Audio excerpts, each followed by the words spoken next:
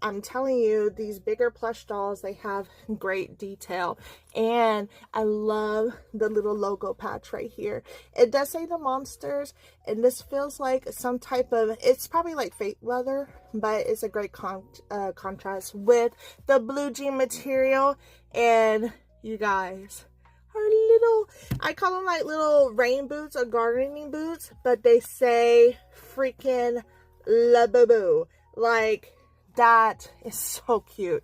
And also on the very back as well, we do have a zipper for her shirt. But overall, she's cute. And I actually have the keychain version of her, but I'm so glad I have the full set now. And one more thing that I noticed about her is her fur. So I do have two other plush dolls, Azimomo, like the one in the clouds, and then the Labubu, the Queen Let's Checkmate one.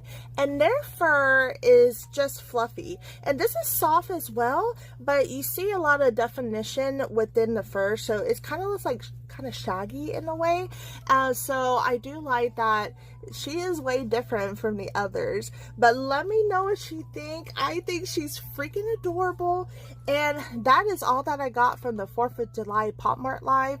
I suggest take a chance on the TikTok Pop Mart Live, because that's where I've been trying to score these, and it is a process, that's for sure.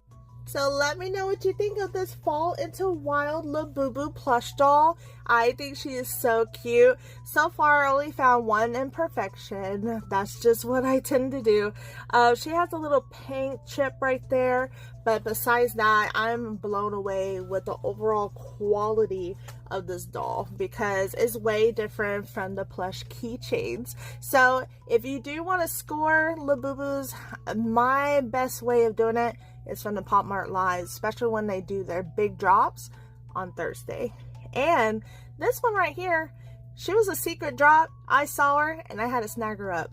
But let me know what you think, and I will definitely see you next time, and hopefully we'll get to unbox more Labubu soon. See you later.